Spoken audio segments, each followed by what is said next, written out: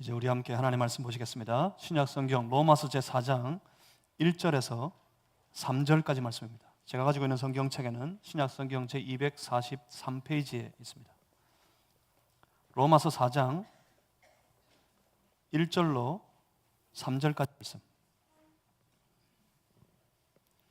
로마서 제4장 1절에서 3절까지 말씀. 오늘 거룩한 주일 아침에 예배드리는 주의 거룩한 무리들에게 허락하신 우리 살아계신 하나님의 말씀입니다. 우리 다 같이 3절까지 함께 우리 소리를 합하여서 합독하시겠습니다. 그런즉 육신으로 우리 조상인 아브라함이 무엇을 얻었다 하리요? 만일 아브라함이 행위로서 의롭다 하심을 받았으면 자랑할 것이 있으려니와 하나님 앞에서는 없느니라. 성경이 무엇을 말하느냐? 아브라함이 하나님을 믿음에 그것이 그에게 의로 여겨진 바 되었느니라. 아멘.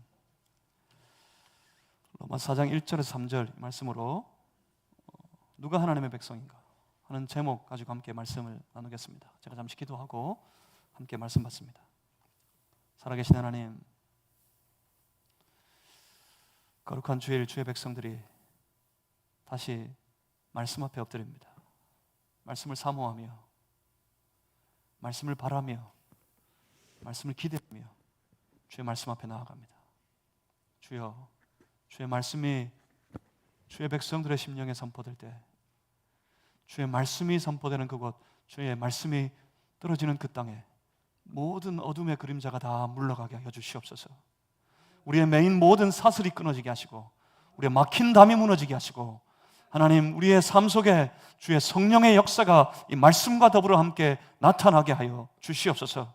말씀으로 말미암아 기적이 일어나게 하시고, 말씀으로 말미암아 변화가 일어나게 하시고, 말씀으로 말미암아 새로워지는 역사가 있게 하여 주시옵소서. 말씀하시옵소서. 말씀 붙잡고 말씀 따라 살겠습니다. 예수 그리스도 이름으로 기도하옵나이다. 아멘. 사랑하는 성도 여러분, 우리는 구원받은 하나님의 백성인 줄 믿습니다.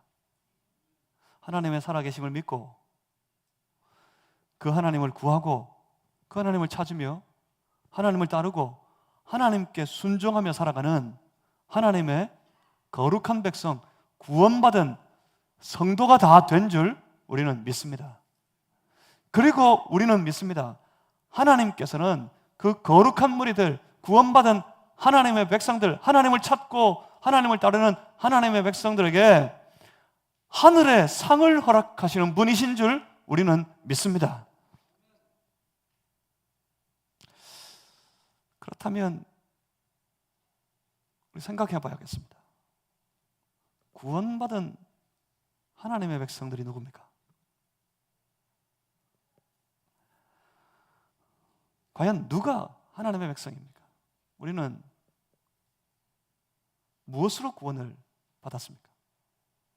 우리는 어떻게 하나님의 백성이 되었습니까? 구원은 어떤 무리들의 주장처럼 혈통으로 말미암아 되는 게 아닙니다. 내가 그렇게 낳기 때문에 당연히 그렇게 되는 것이 아니란 말입니다.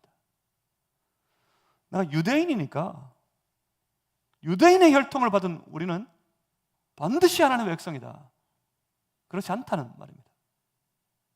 다른 어떤 것으로도 구원받을 수 없습니다.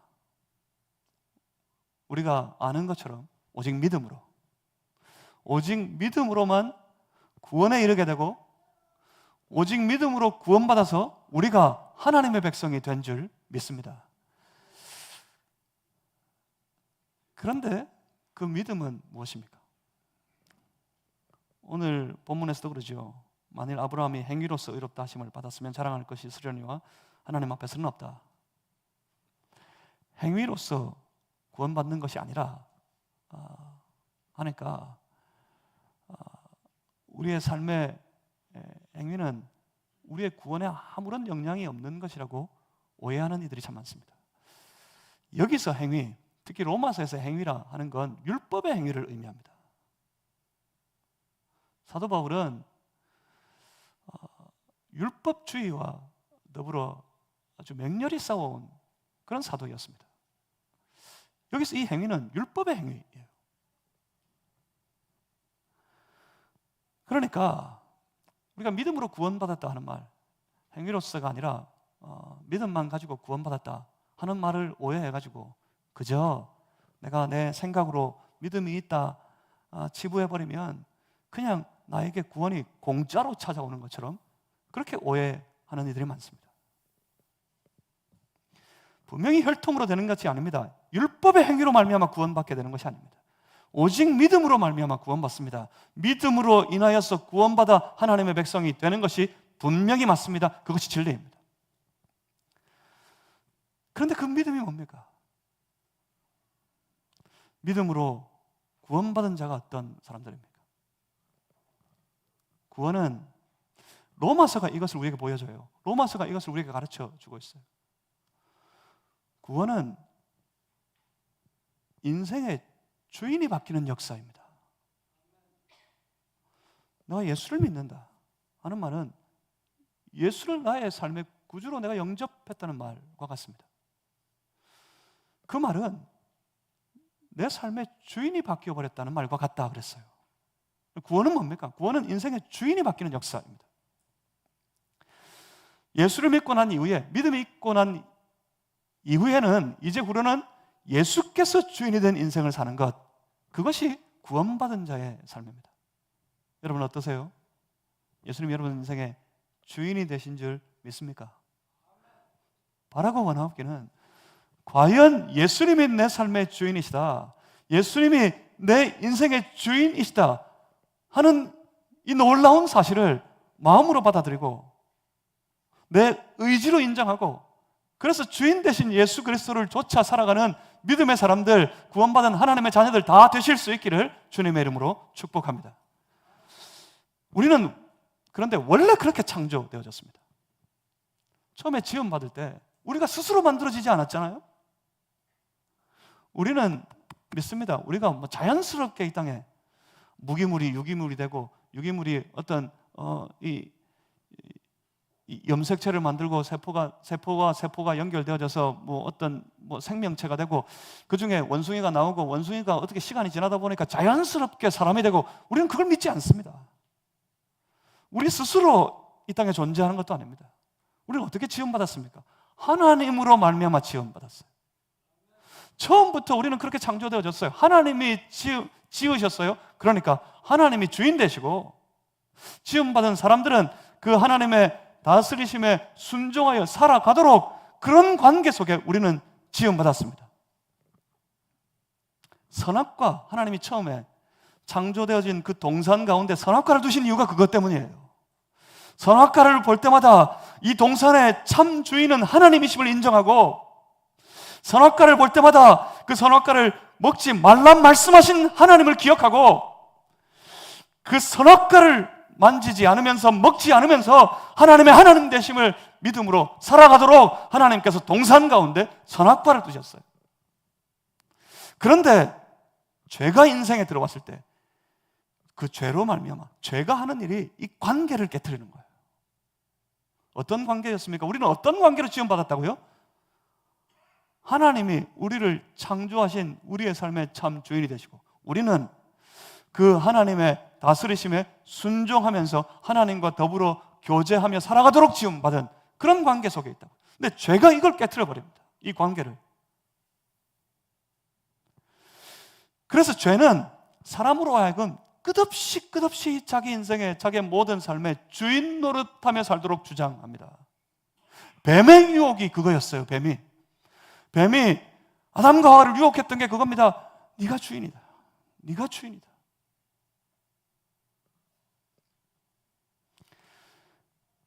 그 유혹으로 인하여 인생 가운데 죄가 찾아왔을 때 그 죄는 우리로 이 관계를 망각하고 잊어버리고 스스로 주인 노릇하며 살도록 우리를 강하게 주장합니다. 그런데 예수님께서 오셔서 그 죄의 머리를 깨뜨려 버리시니까 죄가 깨져버리니까 어떻게 됩니까? 자연스럽게 창조의 관계가 회복되어집니다. 우리 안에서 주 예수를 믿는 주의 백성들의 삶 속에서 이 창조의 관계가 아주 자연스럽게 회복되는 겁니다. 예수께서 주인이 되시고 예수 그리스도를 통한 내 인생의 통치가 온전히 회복되어지는 것. 이것이 놀라운 구원의 역사입니다. 예수의 주 되심이 회복되고 주 예수 그리스도의 다스리심, 통치가 회복되는 것. 이게 구원받는 겁니다. 그래서 예수를 믿으면 누구나 다 아무도 차이 없이, 누구도 차별이 없이 다 예수를 믿으면 주인이 바뀌어요. 인생의 주인이 바뀌어요. 예수를 믿으면 예수의 통치가 회복됩니다. 예수를 믿으면 하나님의 나라가, 주가 통치하시는 그것이 하나님의 나라이기 때문에 예수를 믿으면 하나님의 나라가 회복되는 겁니다. 구원이 무슨 뜻인지 아십니까? 내가 구원받았다 하는 것이 무엇을 의미하는지 아십니까? 내가 구원받았다는 건 내 안에 예수님의 통치가 회복됐다는 말이에요. 내가 구원받았다는 건 내 안에 내 삶이 하나님의 나라가 되었다는 의미입니다. 돌아보면 우리 인생 가운데 나타나는 모든 문제가 사실 이 관계를 잊어버려서 그래요. 죄가 우리를 강하게 주장해서 자꾸 스스로 우리 인생에 주인 노릇하도록 주장하기 때문에 우리 인생의 모든 문제들이 비롯됩니다. 내가 스스로 주인이 되어서 내가 주인이니까 당연히 내가 원하는 일을 하려고 하겠죠. 주인이 뭐 딴 거 하겠습니까? 자기 것 가지고 자기가 원하는 일을 이루기 위해 자기 마음대로 살아가려고 하겠죠. 그런데 문제는 나만 그런 게 아닙니다. 자기만 그런 게 아니에요. 서로가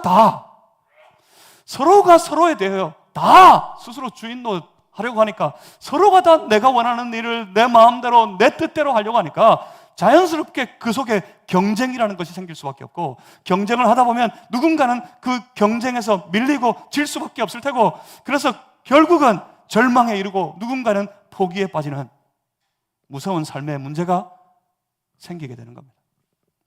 가정에서도 마찬가지입니다. 가정에서도 자꾸 내 가정에, 내 가족들에 대하여서, 특히 내 자녀들에 대하여서 내가 주인 노릇하려고 하니까, 내가 스스로 주인 노릇하려고 하다 보니까 가족 간에 아픔이 만들어지는 겁니다.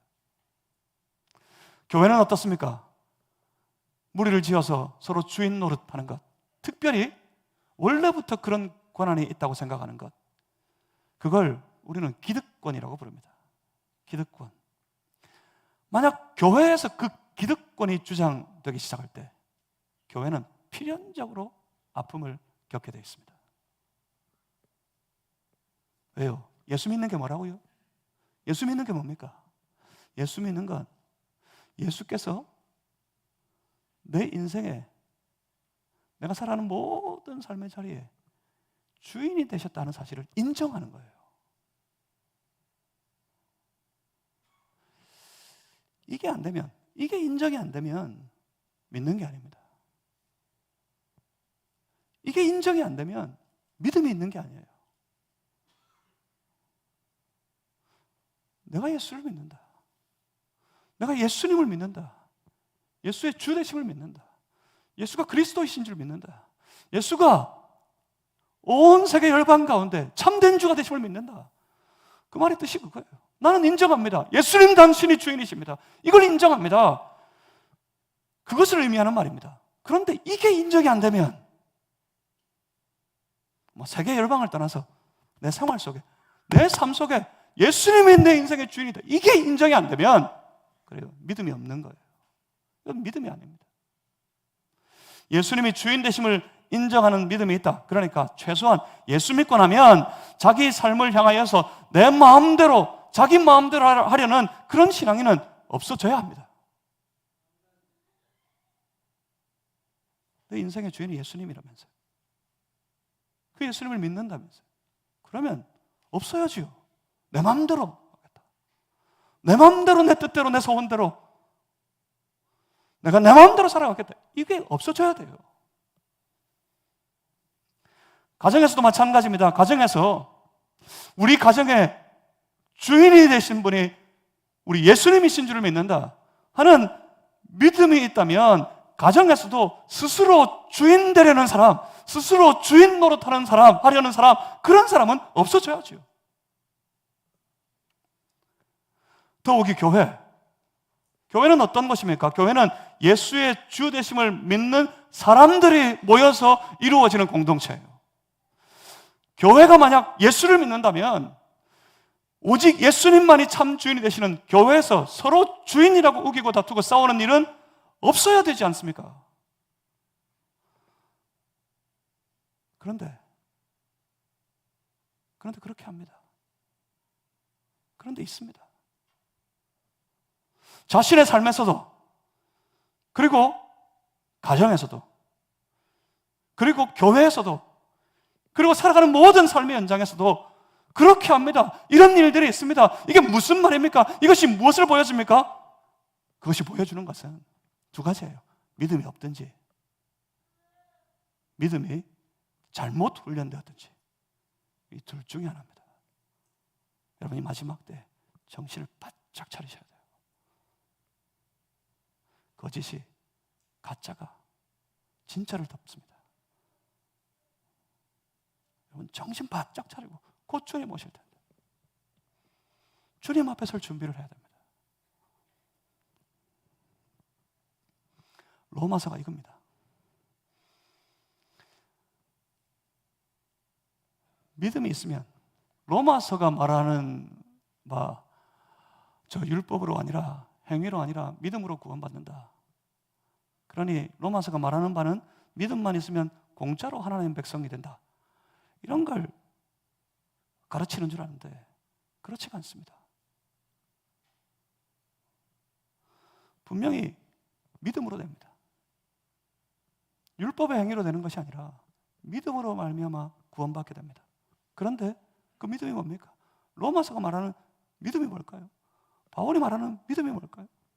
유대인만 아니면 되는 겁니까? 그 믿음은 무엇입니까? 그 믿음은 자기가 주인 노릇하지 않는 겁니다. 사도 바울이 말하는 믿음은 스스로 주인 되지 않는 것입니다. 로마서의 싸움은 주제권의 싸움이에요. 로마서의 주제는 주제권에 관한 문제입니다.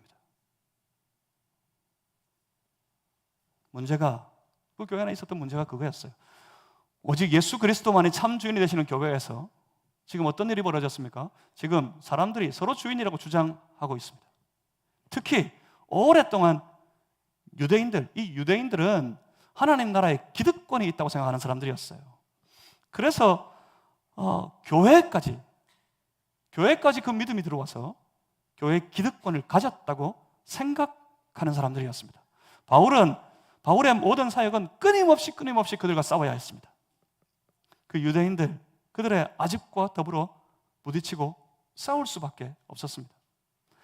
로마 교회에서 벌어지고 있는 이 일로 인해서 사도 바울이 지금 견디기가 어려운 것이 바로 그 이유 때문입니다. 바울은 교회 안에서 기득권을 주장하려는 유대인들을 책망하면서 했던 말이 있습니다. 유대인이나 이방인이나 차별이 없이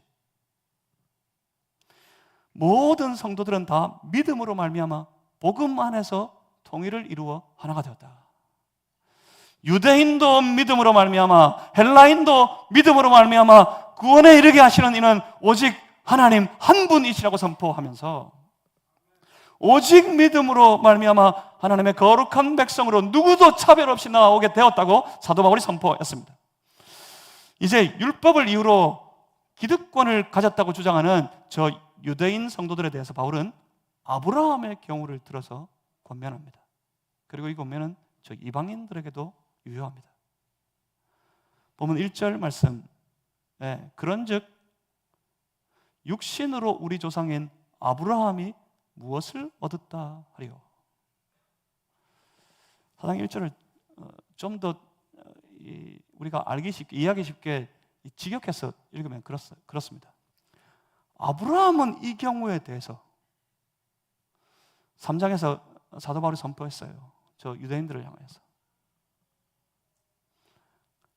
유대인도 믿음으로, 헬라인도 믿음으로, 오직 믿음으로 우리 다 의롭다 하시는 하나님, 우리를 구원에 이르게 하시는 하나님, 그 하나님은 한 분이시다.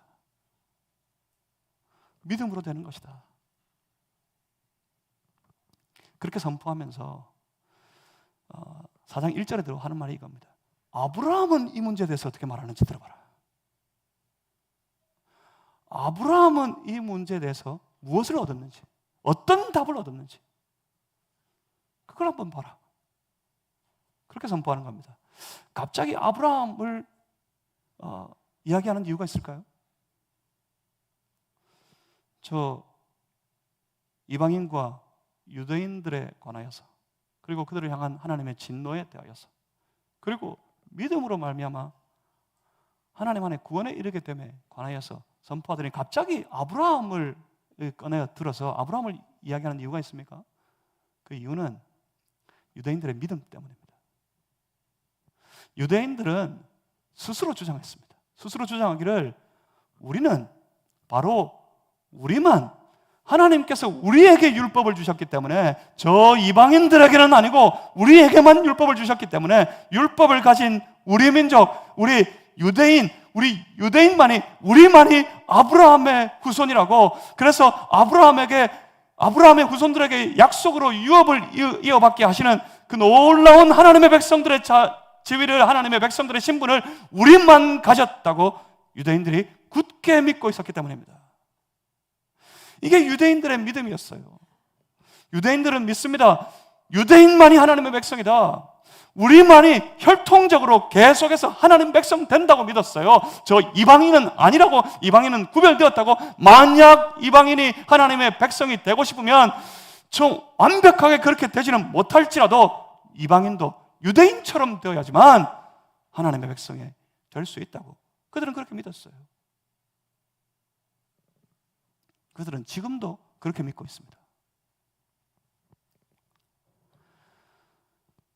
그런데 본문은 그 아브라함의 경우 지금 이 교회가 겪고 있는 이 문제에 대해서 어떻게 이야기하고 있는지 보라. 그렇게 말씀하는 겁니다. 사실 바울은 지금 아주 중요하고 그리고 매우 심각한 선언을 시작하려고 합니다.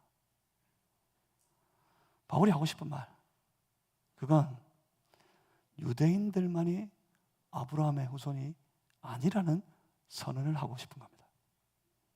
이게 평범하게 들리시죠? 아무것도 아닌 것처럼 들리시죠? 유대인만이 아브라함의 후손일 수 없다. 유대인들만 아브라함의 후손이 아니다. 이게 우리에게는 너무 평범하게 들리지만 당시 유대인들에게는 그들이 가진 전통적인 믿음을 아주 뿌리채 뽑아버리고 뿌리채 흔들어버리는 아주 무서운 선포였습니다. 결국 이 문제는 누가 하나님의 백성이냐, 누가 하나님의 자녀가 되느냐, 누가 그리고 그러면 하나님의 약속을 상속받아 유업으로 이어받게 될 것이냐 하는 문제입니다. 하나님은 아브라함을 약속으로 부르셨어요. 그를 믿음의 조상이 되게 하셨습니다. 그리고 그 후손들에게 하나님의 약속이 이어질 것이라고 말씀하셨습니다. 여기서 본문의 이 말씀과 같이 바울의 아주 심각한 도전이 시작됩니다. 본문 3절입니다. 성경이 무엇을 말하느냐? 성경이 어떻게 말하고 있느냐? 성경이 무엇을 말하느냐? 아브라함이 하나님을 믿음에 그것이 그에게 의로 여겨진 바 되었느니라. 성경이 무엇을 말하느냐? 그러니까 봐라, 성경을 좀 봐라, 그러는 거예요. 이건 마치 그것과도 같습니다. 서울 아직 한 번도 안 가본 사람이, 여러분 우리 중에 서울 한 번도 안 가보신 분 있어요? 아직도 기차 한 번 안 타본 사람 있다는 것 같은데, 서울 한 번도 안 가보셨어요? 안 가보신 분 없으세요? 서울 한 번도 안 가본 사람이 그렇게 아주 철떡같이 믿고 있어요. 제가 서울에 가면 제일 유명한 거 있죠. 국보 제1호 남대문. 남대문에 뭐라고 적혀 있습니까? 남대문에, 요새는 이게 흔한 상식이 돼서 그런데 옛날에 저도 어릴 때 그렇게 알았으니까, 서울 남대문 가면 아주 대문짝만하게 남대문이라고 적혀 있대. 우기는 거야 막. 남대문인데 남대문이라고 적혀 있지 당연히. 남대문이라고 막 우기는 거예요. 그러니까 이걸 보다 견디지 못해가지고 서울 가본 사람이, 서울 가면 뭐예요? 남대문 가가지고 사진 한 방 꼭 찍거든. 서울 가본 사람이 자기가 서울에서 찍은 사진을 딱 보여주면서 봐라 이 사진에 뭐라 돼 있노? 문제는 한자를 못 읽어. 그게 문제돼. 이 사진은 뭐라고 돼 있노? 뭐 이러는 거하고 똑같은 거예요. 하도 율법을 가졌기 때문에 우리 유대인만이 아브라함의 후손이라고 우겨대니까 바울이 답답했습니다. 그래서 외칩니다. 봐라, 성경이 무엇이라고 말하고 있느냐? 성경이 무엇을 말하는지 봐라. 그럽니다. 본문은 창세기 15장 6절 말씀을 빌어서 하는 말인 것 같습니다. 여호와를 믿으니 여호와께서 그의 의로 여기셨느니라. 믿음으로 의로 여겨졌다. 그럽니다. 심지어 이후의 말씀 보시면 할례도 그 다음이에요. 할례를 받고 믿어서 의로 여겨진 것이 아니라 믿음으로 말미암아 의로 여겨졌고 그 다음에 의로 여겨진 이 아브라함에게 하나님께서 할례를 명하셨던 거였다라고 선언합니다. 그러니까 믿음이 먼저였고 할례는 그 다음이었어요. 그러니까 유대인들이 틀렸다고요. 최소한 할례를 받아야 하나님 백성 될 것이 아니냐. 율법이 있어야 된다. 율법이 있는 우리들만 하나님의 백성이다. 할례 받은 우리가 하나님의 백성이다. 그렇게 외치는 저 유대인들을 향해서 도전한 말입니다. 그게 아니라고. 믿음으로 되는 것이었다고. 그러니 바울이 지금 외치고 싶은 건 그겁니다. 아브라함과 같은 믿음을 가진 우리, 유대인이거나 이방인이거나 차이 없이, 차별이 없이 다 한결같이 아브라함과 같은 믿음을 가진 우리가 바로 다 온전히 하나님의 자녀가 되는 거라고. 우리가 아브라함에게 약속하신 그 모든 약속을 유업으로 이어받을, 상속받게 될 하나님의 후손, 하나님의 자녀들, 아브라함의 후손, 하나님의 자녀들이 되는 것이라고 사도 바울이 선포하고 있는 겁니다. 누가요? 누가 하나님 백성이라고요? 아브라함과 같은 믿음을 가진 사람. 그래서 그 모든 믿음의 후손들에게 아브라함이 믿음의 조상이 되는 거예요. 그러면 뭐가 문제겠습니까? 사랑하는 성도 여러분, 여러분에게 아브라함과 같은 믿음이 있습니까? 여러분에게 바로 이 아브라함과 같은 믿음이 있기를, 그렇다면 그걸 봐야겠죠. 믿음은 그냥 공짜로 구원을 주는, 그래서 아무것도 안 해도 되는 그런 삶의 믿음이 아니라니까요. 아브라함의 믿음이 그런 게 아니라고요. 그렇다면 아브라함의 믿음이 뭡니까? 이걸 보고, 이걸 깨닫고, 이걸 알아서 이렇게 살아야 우리도 아브라함과 같은 믿음을 가진 사람이 될 것이고, 그런 우리가 하나님의 백성이 되는 겁니다. 아브라함의 믿음이 뭡니까?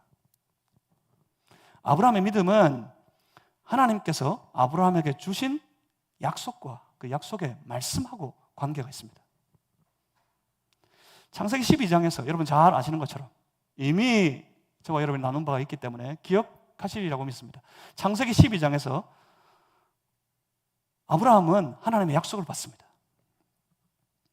그리고 아브라함은 그 하나님의 약속, 그 약속하시는 하나님을 믿습니다. 약속하신 하나님께서 반드시 그 모든 말씀을 말씀대로, 약속대로 다 이루시는 분이심을 신뢰하여서 아브라함은 믿었습니다. 언제요? 좋을 때? 내 기분이 내킬 때만이 아니라 그렇지 않을 때, 도무지 안 될 것 같을 때도 아브라함은 하나님을 신뢰하여서 믿었습니다. 언제까지 믿었습니까? 끝까지 믿었습니다. 특히 아브라함의 약속은 후손을 통한 민족에 관한 약속으로 모아집니다. 그런데 아브라함이 어땠어요? 아브라함이 100세가 되도록 자식이 없었습니다. 뒤에 나오지만 죽은 것 같을 때였어요. 아브라함 자기도 아내 사라도 다 죽은 것 같을 때 100세가 되도록 자식이 없었어요. 다 죽은 것 같이 되어버렸습니다. 하지만 아브라함은 끝까지 하나님의 약속을 신뢰했습니다. 이런 아브라함의 그 믿음을 바울은 이렇게 요약합니다. 4장 17절 이하 22절까지 말씀입니다. 로마서 4장 17절 이하 22절까지 말씀을 한번 보겠습니다. 먼저 17절부터입니다. 기록된 바 내가 너를 많은 민족의 조상으로 세웠다 하심과 같으니 그가 믿은 바 하나님은, 아브라함이 믿은 바 하나님은 어떤 분이십니까? 그가 믿은 바 하나님은 죽은 자를 살리시며 없는 것을 있는 것으로 부르시는 이시니라. 아브라함이 바랄 수 없는 중에 바라고 믿었으니 언제 믿었다고요? 바랄 수 있을 만한 때까지만 믿었다고요? 아닙니다. 바랄 수 없는 중에 누구를 바라고요? 하나님을 바라고 하나님을 믿었으니 이는 내 후손이 이같으리라 하신 말씀대로, 뭐대로? 말씀대로 많은 민족의 조상이 되게 하려 하심이라. 그가 100세나 되어 자기 몸이 죽은 것 같고 사라의 태가 죽은 것 같음을 알고도 믿음이 약하여지지 아니하고 믿음이 없어 하나님의 약속을 의심하지 않고 믿음으로 견고하여져서 하나님께 영광을 돌리며 약속하신 그것을 또한 능히 이루실 줄을, 누가요? 하나님께서 능히 그 모든 약속을 다 이루실 줄을 확신하였다고. 누구를 확신했다고요? 하나님을 확신하였으니 22절 그러므로 그것이 그에게 의로 여겨졌느니라. 어떻게 이렇게 할 수 있죠? 아브라함의 믿음이 도대체 어떤 믿음이었기에 이렇게 할 수 있죠? 아브라함은 어떤 사람이었을까요? 아브라함이 가진 믿음은 창세기 12장 이후에 아브라함은 어떤 믿음의 사람이었을까요? 창세기 12장에서 하나님께서 찾아오셔서 하나님께서 아브라함에게 약속의 말씀을 주셨을 때 그 약속의 말씀을 믿기 시작했을 때 하나님에 대하여 믿게 되었을 때 아브라함의 삶에, 아브라함의 내면에 놀라운 변화가 생겼어요. 이제 그 이후로는 자기 인생이 아니에요. 자기 인생이 자기 계획을 따라 자기가 원하는 길을 가는 사람이 아닙니다.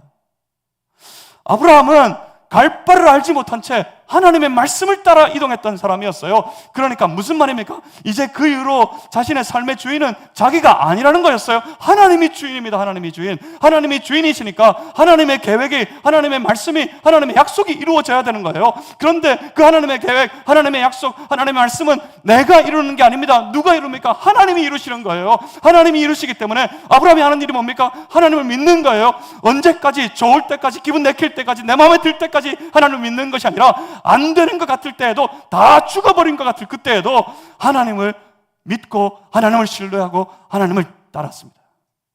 무슨 말입니까? 어떻게 이렇게 할 수 있었어요? 주인이 바뀌어서 그럴 수 있는 거예요. 이제 더 이상 내가 주인이 아닙니다. 하나님의 약속이지 내 계획이 아닌 거예요. 그러니까 내가 죽은 것 같은 거 아무런 의미가 없어요. 내 계획이면, 나의 소원이면, 내 계획을 따라 내 소원을 이루기 위해 가는 길이면, 내 계획이 이루어지지 않을 때, 내 소원과 같이 되지 않을 때 하나님 원망하겠지요. 하나님 뭐 하십니까 도대체? 하나님 어디 계십니까 도대체? 하나님 과연 살아계십니까 도대체? 그러겠죠.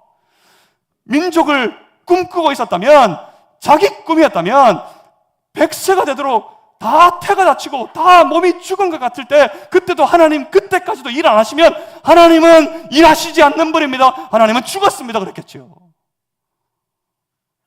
근데 자기 계획이 아니에요. 하나님의 계획이에요.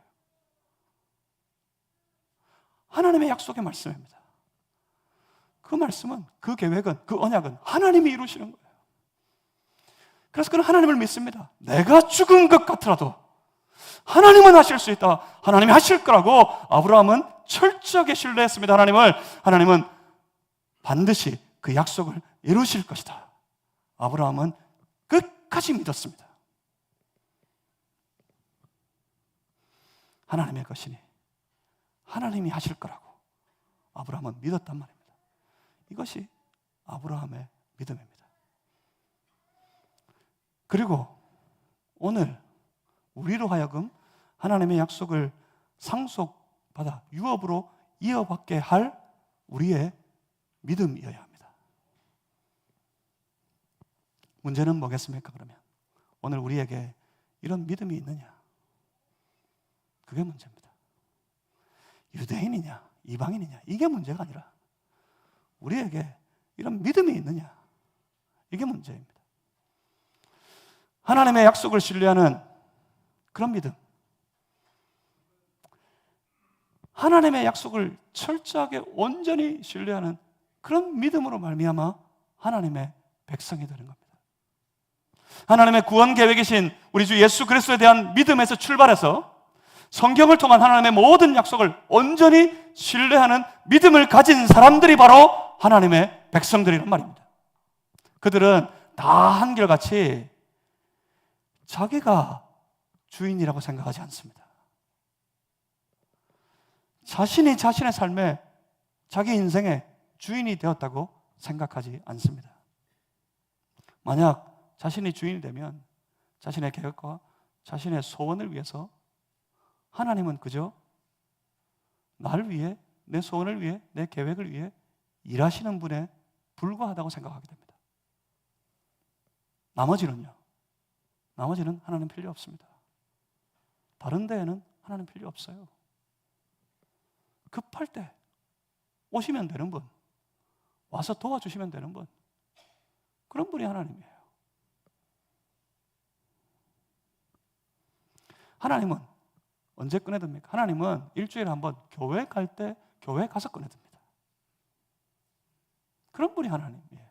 자기가 주인이 된 신앙의 삶, 이건 정말 모순인데, 자기가 주인이 된 신앙인, 이 두 가지 말은 이렇게 합성이 될 수 없습니다. 같이 갈 수 없는데, 근데 그렇게 돼 있어요. 자기가 주인이 된 신앙인, 그들은 전부 똑같이 주일 교회 가서 하나님 꺼내들어요. 그래서 신앙이 왜곡되고 삐뚤어지고, 그래서 엉뚱한 신앙생활을 하게 되는 겁니다. 최근에 한 드라마가 화제입니다. 교회와 관련해서 큰 화제가 되었습니다. 그 드라마를 보면 어릴 때부터 주인공에게 아주 가혹하게 학교 폭력을 일삼던 인물이 다 성인이 되어서 그 자기에게 가혹한 행위를 하던 사람들에게 복수를 하기 위해 나타난 주인공, 그 주인공을 만나서 하는 말이, 이 주인공을 아주 가혹하게 이 폭력을 저지르던 그 사람이 나중에 성인이 돼서 그 주인공 만나서 하는 말이 이겁니다. 나는 내 지난 모든 일들을 다 하나님 앞에 회개하여서 나는 구원받았다. 그렇게 외칩니다. 그러면서 그 삶은 여전히 아주 철없는 망나니 같은 모습으로 살아가면서 말입니다. 이 장면이 아주 화제가 됐어요. 이전에 그 드라마에서 다 보여주거든요. 얼마나 잔혹하게 그 어린 소녀를 잔혹하게 괴롭히는지, 얼마나 아주 가혹한 폭력을 행했는지 다 보여줬거든요. 그래서 사람들이 다 봤어요. 근데 이 사람이 예수 믿는 사람이었어. 그 드라마에서 그리기를, 이 사람이 예수 믿는 사람이야. 나중에 그 주인공 만나서 하는 말이, 나는 하나님한테 회개했고 그래서 나는 다 구원받았어. 근데 여전히 그 삶은 아주 망나니 같은 삶이에요. 사람들이 그럽니다. 이게 기독교의 민낯이라고. 특별히 한국교회 민낯을 보여주는 것이라며 그 드라마 때문에 교회를 비난하고 교회를 조롱하고 있습니다. 그런데 이 모습이 왜곡된 신앙의 전형적인 모습입니다. 한국교회가 그 모습을 보여줬으니까 작가가 드라마에서 그런 모습을 그렸고, 사람들이 그것 보면서 맞아, 저것이 한국교회 민낯이야, 그렇게 소리 지르면서 교회를 비난하고 있는 거겠죠. 뭐가 많이 삐뚤어졌단 말이겠죠. 왜곡된 신앙의 전형적인 모습을 보여주는 장면이었습니다. 말로만 믿는 사람인 거예요. 삶은 전혀 그렇지 않은데 그 이유는 무엇 때문이겠습니까? 신앙을 머리로 배웠어요. 신앙을 머리로 배웠어요. 신앙은 무엇으로 배워야 합니까? 신앙은 머리로 배우는 게 아니에요. 신앙은 가슴으로 배우는 거예요. 머리는 지식을 만들고 가슴은 행동을 만들어요. 삶을 만들어요. 신앙을 다 머리로 배워가지고 그렇게 알고 있는 거예요. 그렇게. 예수 믿으면 구원받는다. 아멘. 맞습니다. 그렇습니다. 그런데 그게 지식이 되어버렸으니까 그 믿음이 무엇을 의미하는지, 무엇을 보여주는지, 성경이 무엇을 말하는지 아무것도 모르는 거예요.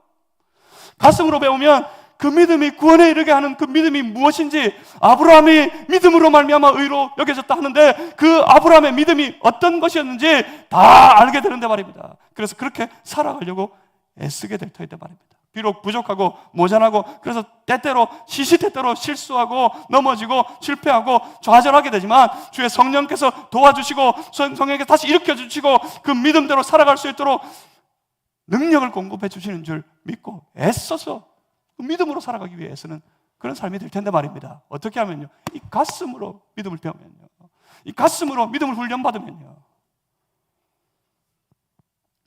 그런데 믿는다 하면서 아직 스스로가 주인이 돼서 자기가 원하는 일을 자기가 원하는 대로 자기가 원하는 방식으로 우기고 주장하고 사는 것.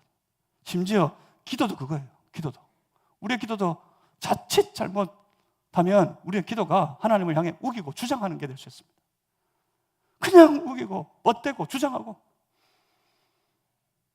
그러면서 삶은 자기 마음대로 살면서 말로만 주님을 따르겠습니다. 말로만 주님 닮고 싶습니다. 그러는 거예요. 주님 닮고 싶습니다. 이 말이 너무 위험해요.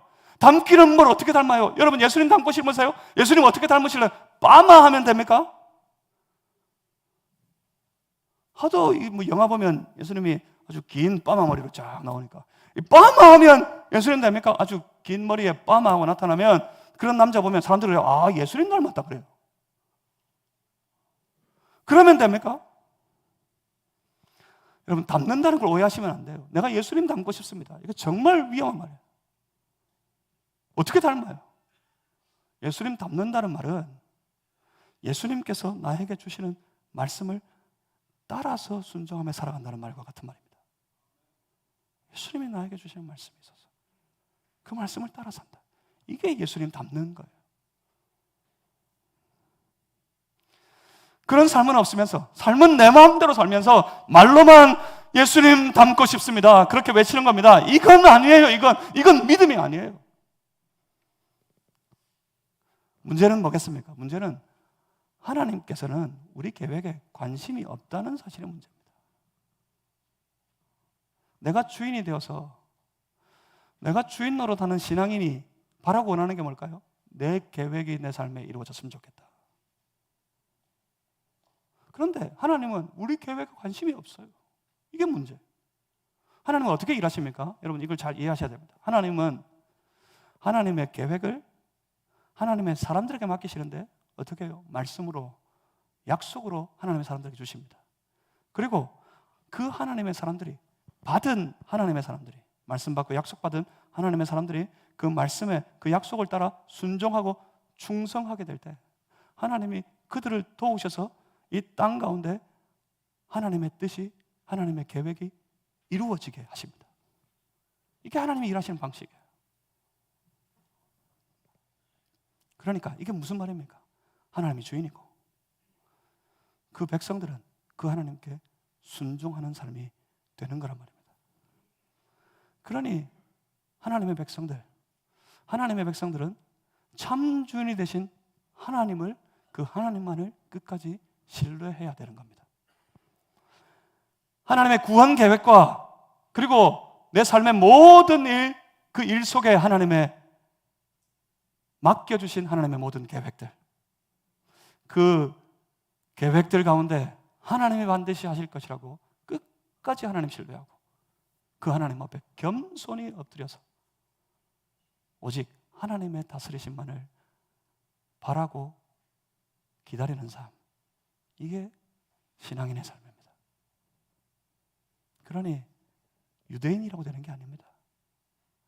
당연히 이방인도 아닙니다.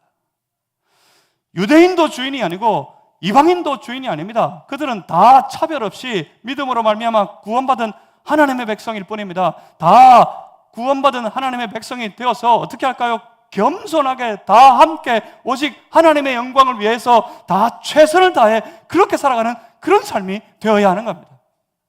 사랑하는 성도 여러분, 여러분 인생에 우리 하나님께서, 우리 주 예수 그리스도께서 진정한 주인이 되는 그런 인생, 그런 삶이 되시기를 주님의 이름으로 축복합니다. 지금까지 예수님이 내 주인이 아니었어요, 내가 내 주인이었어요, 그러면 지금 주님 앞에 내려놓고 회개하십시오. 그건 믿음이 아닙니다. 회개하고 엎드려야 됩니다. 진짜 믿음으로 세워져야 됩니다. 이 땅의 교회들, 이 땅의 모든 성도들이 진짜 믿음으로 세워질 때 한국 교회가 희망이 시작됩니다. 희망이 있습니다. 여러분에게, 우리에게 희망이 있는 이유는, 희망이 있는 출발은 거기에서부터예요. 내 삶의 주인이 오직 예수님이심을 겸손히 인정하고 주님 앞에 나아가는 것, 거기에서부터 시작입니다. 여러분 믿으시길 바랍니다. 예수님이 주인이신 줄 온전히 믿는 주의 백성들 되시기를 주님의 이름으로 축복합니다. 그리고 그들이 함께 모여 세워가는 거룩한 공동체, 이 교회의 주인이 오직 머리 대신 주 예수 그리스도 한 분뿐이신 줄 온전히 믿으시길 바랍니다. 하나님은 그들을 도우십니다. 왜요? 그들에게 맡기셨거든. 하나님의 계획을 무엇으로요? 사명으로 그들에게 맡기셨거든요. 그래서 하나님은 그들을 도우십니다. 이게 성경이 말하고 있는 거예요. 이게 아브라함을 통해 성경이 보여주는 믿음입니다. 그러니 사랑하는 성도 여러분, 우리가 다 그 하나님의 백성이기를 주님의 이름으로 소망합니다. 그래서 우리 교회가 하나님 앞에 모두 하나가 되어서 하나님의 영광을 위해 맡기신 사명에 더욱 충성하는 그 아름다운 교회 되기를 주님의 이름으로 축복합니다. 여러분 삶 속에 하나님이 역사하시기를 온전히 주님의 이름으로 소망합니다. 기도하겠습니다. 살아계신 아버지 하나님,